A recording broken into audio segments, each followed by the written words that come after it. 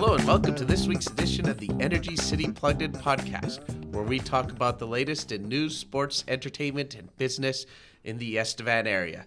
The Energy City Plugged In podcast is sponsored by Estevan Mercury Publications, Estevan's #1 source for news since 1903. My name is David Wilberg, and I'm the editor for Estevan Mercury Publications. Before I get into anything, I do have to give a brief apology for the shape of my face. As you know, many of you know, the Estevan Power Dodge Estevan Bruins are in the midst of their playoff run. They just completed a 4-game sweep over the Kindersley Clippers, and I am growing a Estevan Bruins playoff beard. Needless to say, there are certain gaps that haven't filled in yet.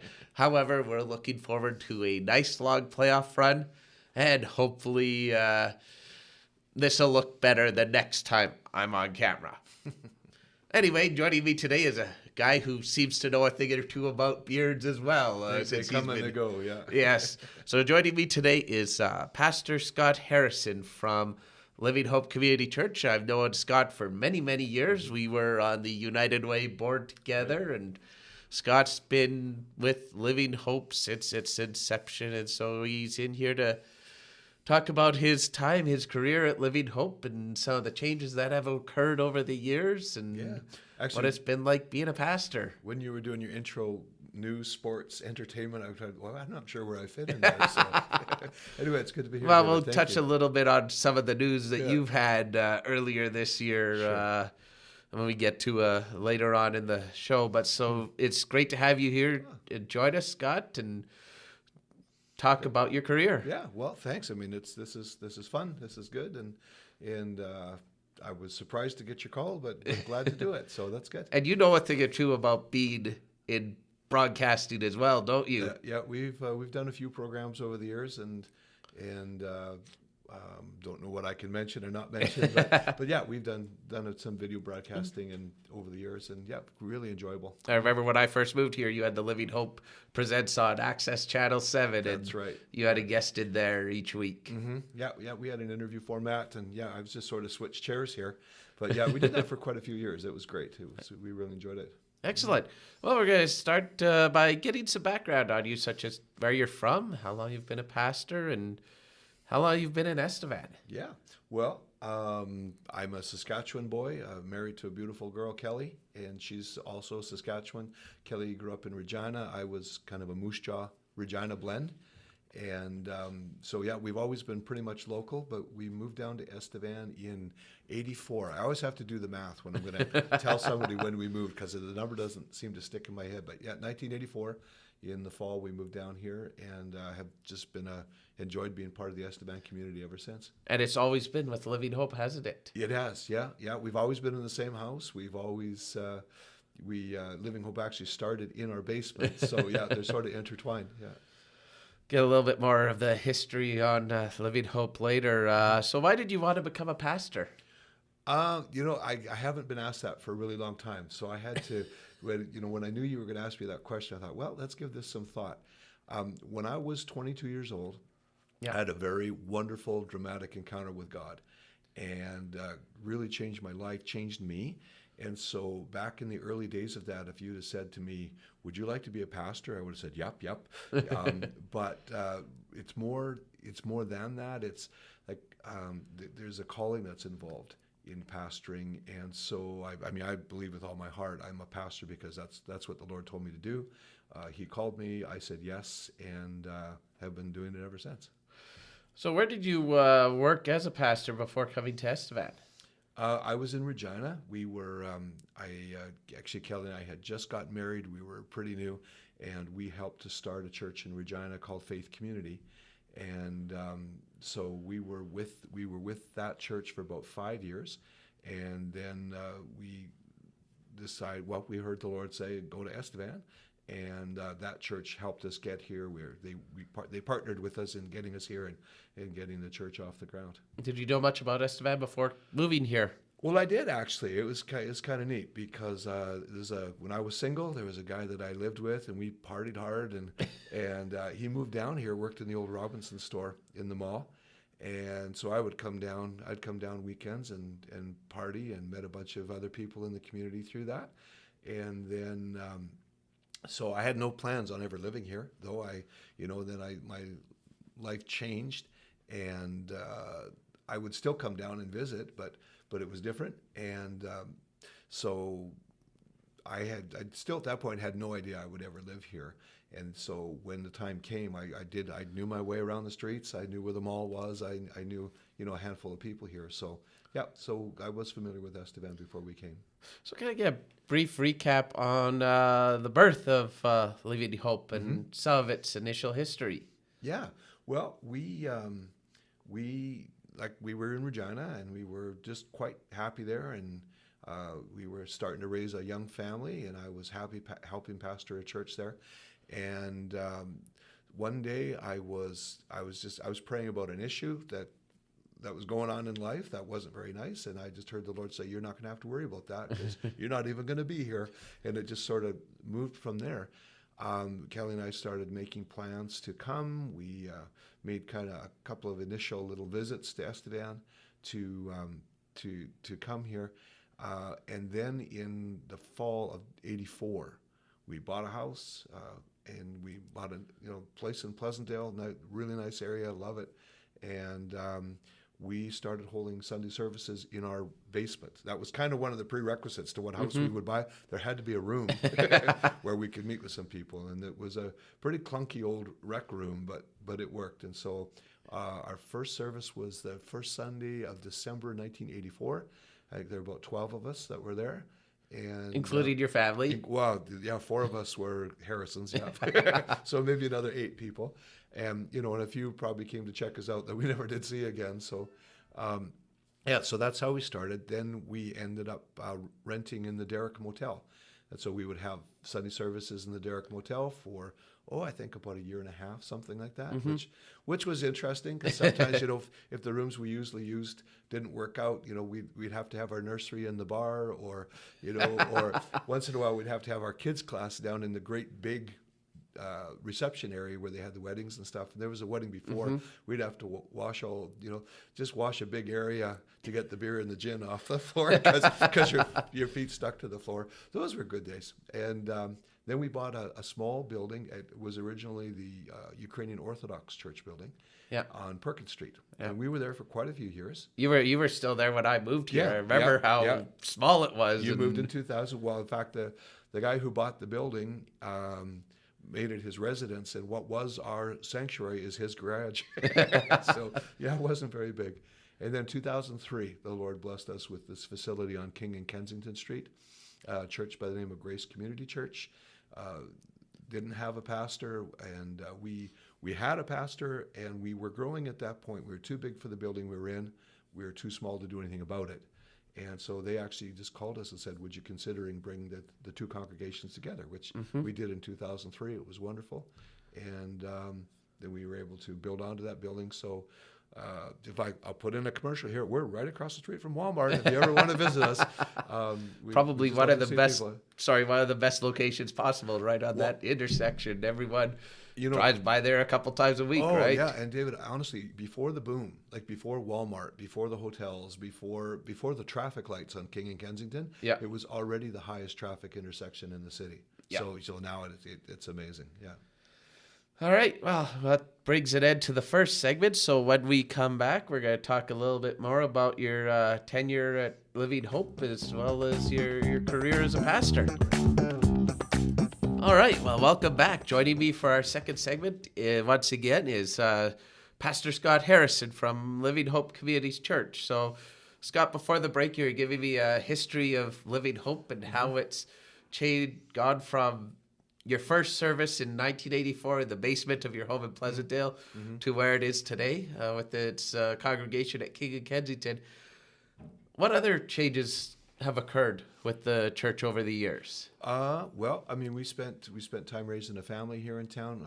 I've gone gray. Before I had little kids, now I have grandchildren. So, personally, there's been lots of changes. But David, right around the time that you came to town, right around 2000, it's like the Lord just flipped a switch. We had been kind of a small, struggling church for many years.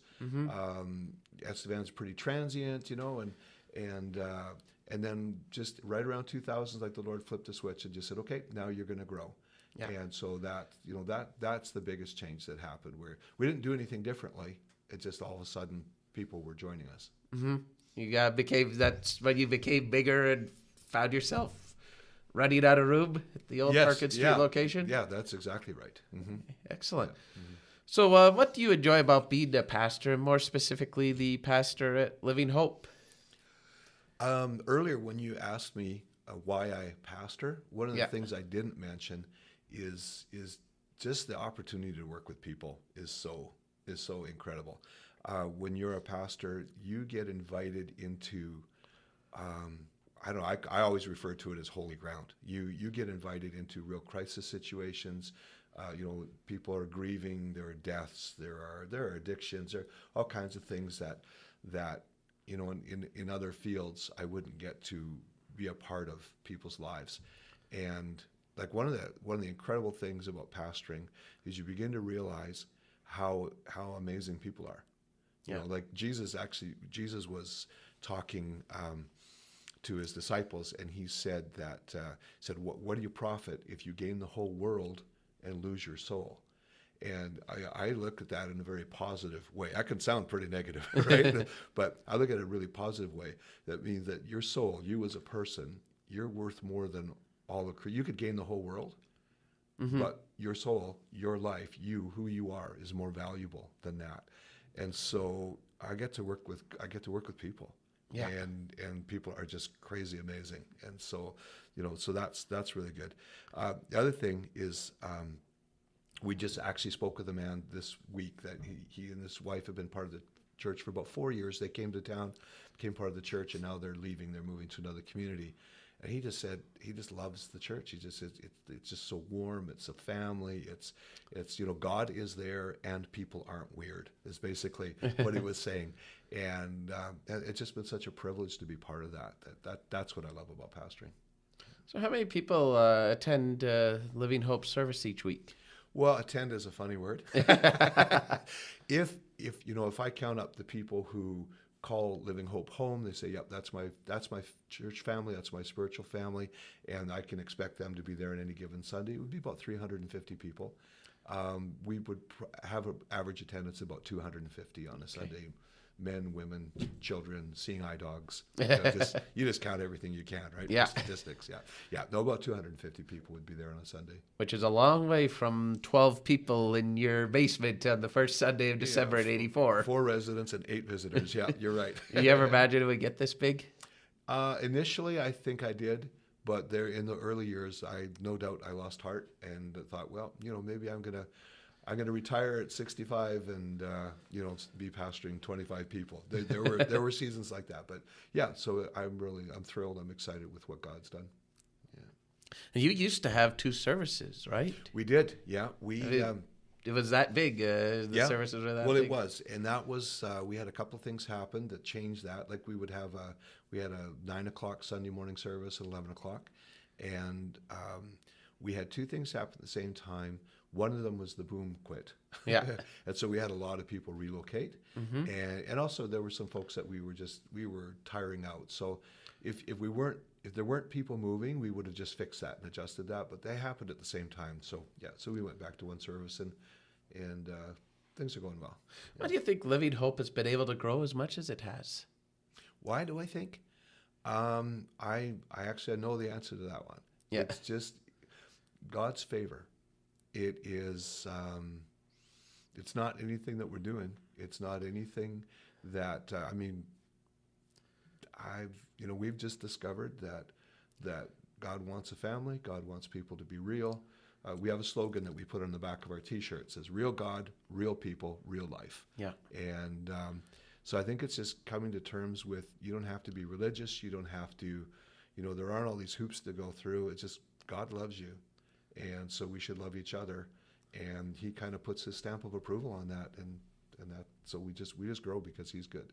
Because a lot of churches, of course, are struggling with declining numbers, but you've been able to buck the trend. Well, and we've been there, but yeah, no, I think it's just one day I discovered, and probably a lot of people were already on the right page, but I used to have kind of the mentality, and that this is how I grew up. My dad was on the road all the time, and when he came home, it was great. You just didn't expect him all that often, right? And one day the Lord said to me, "That's how you look at me. You think, well, God's not going to hang out with us all that much. When He does, it's going to be wonderful. So we'll wait for that, and we'll be ready." And He said, "I just want to be there all the time." And when that penny dropped, that's kind of where the Lord flipped the switch. We changed our mentality, and we expected God to be there to bless and to love us and fix us and correct us and clean us up, all the time. And I think that's really that's where the shift took place. Excellent. Well, thank you, Scott. When we're going to take another break, and then when we return, Pastor Scott Harrison from Living Hope Community Church is going to talk about, what's next for him, as well as a little bit of what he does when he's not working at the church.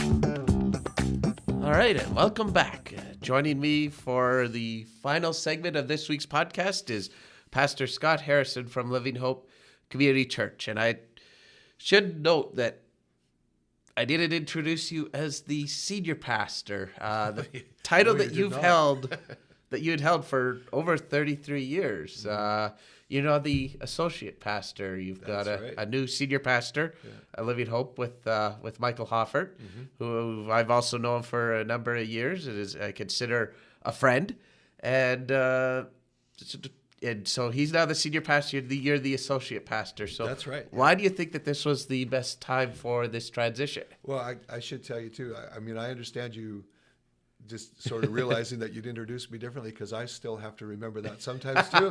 Every once in a while, in the middle of the day, I go, "Oh yeah, right. I'm not Mike's boss. Mike is my boss." And there's some adjusting, but it's good. Why do I think it's the right time? It just is. It just is. Kelly and I we're ready for a new chapter.